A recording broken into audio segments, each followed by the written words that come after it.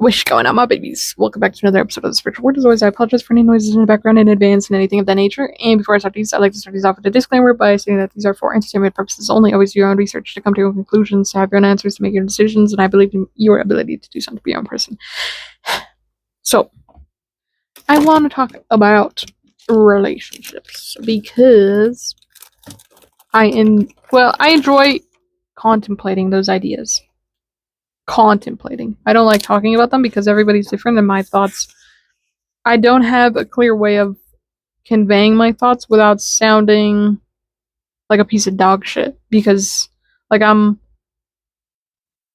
gentle in the sense of understanding and compassion, but I'm not gentle when it comes to my physicality, if that makes sense. I don't know my own strength, and I don't know my own strength when it comes to words.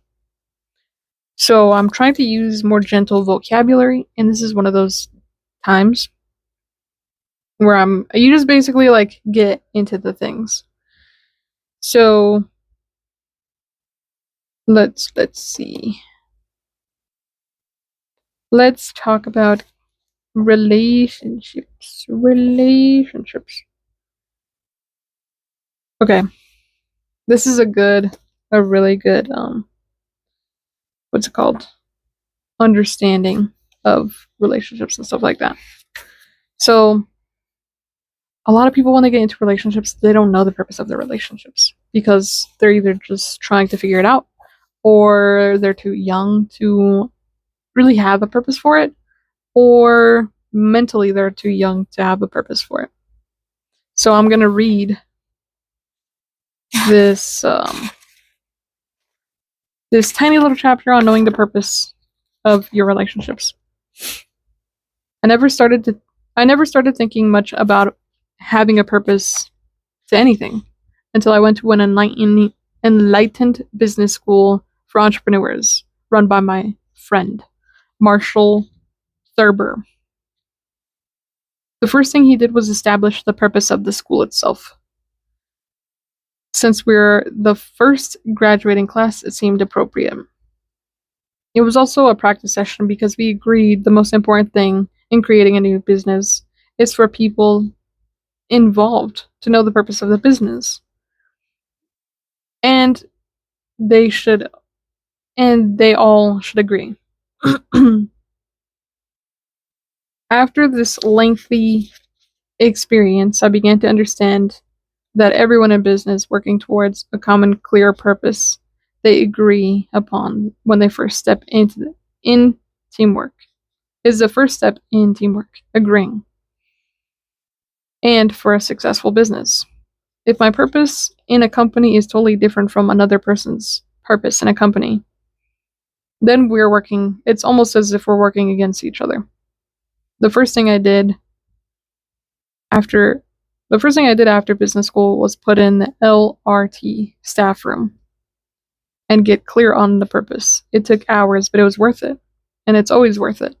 I never used to think about this when I was in relationships, or why I was in one and not another. I never bothered to create a purpose in my relationships. I wandered around aimlessly with a mate, and I just happened to meet. I did not consciously create either the right mate or the right relationship for me. Now that I'm enlightened, I have taken great care in thinking about the purpose and talking it over with my partners. I always talk about God first, before I was terrified to even bring up the word. My purpose is to create a holy relationship, to serve God together, to create the kingdom of heaven on earth together, to share the light. Every man that I've been with since I became it.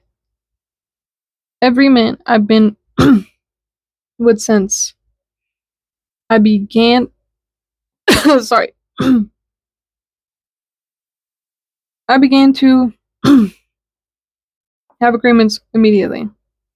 If he didn't, I would not want him to be with me for long anyway.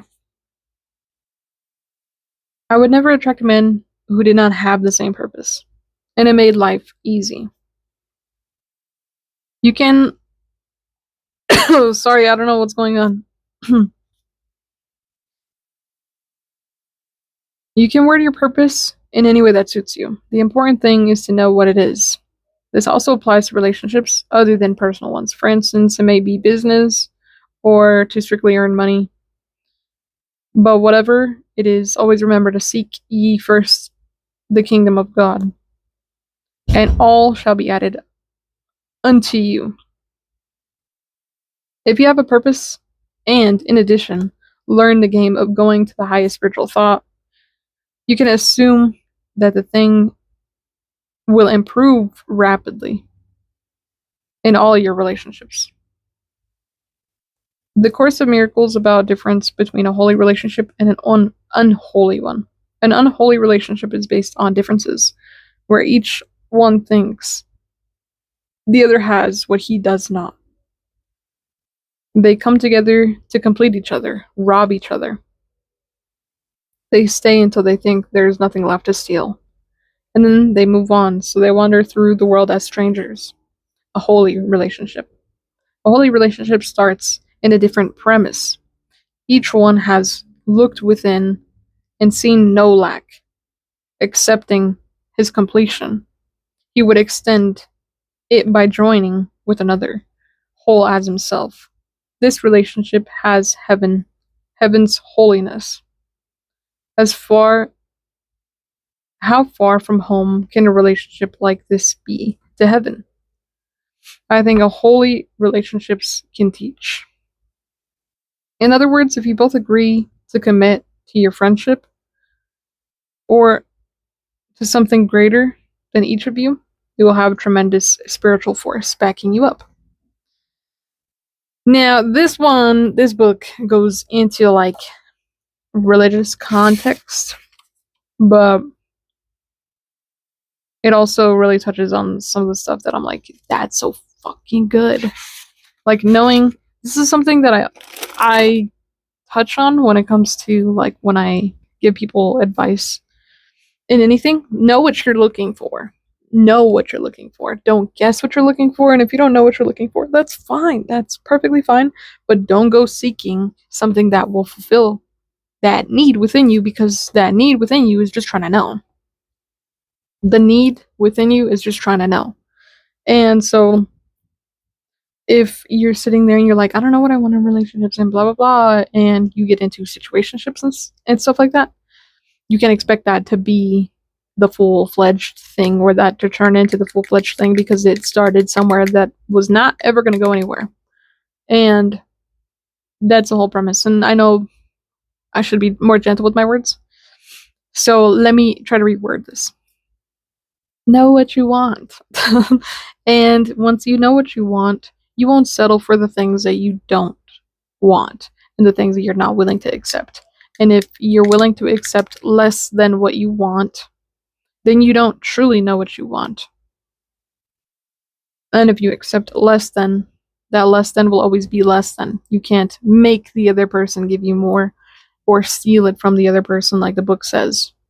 And that's something huge, like the whole premise of like stealing from each other. If you're not upfront about what you want because you're too scared or whatever the case is, then you will always be too scared. And you're only scared because you're unsure of the future. Most people, I feel like they're really scared of ending up alone, which is a very, very odd thing to happen. It's a very slim chance that that's going to happen. And if you think that that's going to happen, your lack mentality will help you get there, because you're manifesting every single step of the way. You're creating that with your spiritual background, with your spiritual beliefs. And if you sit there and you're like, I don't believe that love is real and blah, blah, blah, love is not going to be real to you because your beliefs back it up. And so you will attract people that play you to prove that you are right, because you are the center of your universe. And of course, whatever you say goes. God says, I love you so much, I'll give you whatever you ask for, even if what you're asking for is bullshit and pain and suffering, because I love you so much that I'm not going to second guess what you're asking me for. And whatever you ask me for is just whatever you're feeding your attention to. And since you seem to love to feed your attention to this lack mentality, I will bring you more things to feel lack. So, recognize what you're doing. Recognize what you're doing. Everything starts with a self-awareness. Everything starts with you. You have to be recognizing these things when they arise in you. And the only ways that you can do so is by honestly looking at the things that you're doing like it's somebody else's life. Like if I came up to myself and I was like, why don't I have a person? And then I share stories after stories with myself. And then I sit there and I'm like, well, what was the other person doing? And, sometimes it's helpful to have a therapist because you get to bounce the idea off of somebody else, if that makes sense. Like most of the time, we can't really see ourselves fully because we're not sitting in front of a mirror. And for some people, meditation's really fucking hard. I personally have never experienced meditation to be a difficult thing, but a lot of people, they find it to be tedious, or they find it to be time consuming, or they find it to be hard because they don't understand what they're doing. And whatever the case is, you can just go to a therapist because the therapist is going to do the same thing as meditation. It's going to give you a way to look at yourself. And once you have a way to look at yourself, you are able to change the things that you're looking at only if you want to. And most people, it's kind of hard and it takes a lot of work, which is why I feel like a lot of people, they don't do either of these things because it is really hard and it takes a lot of effort.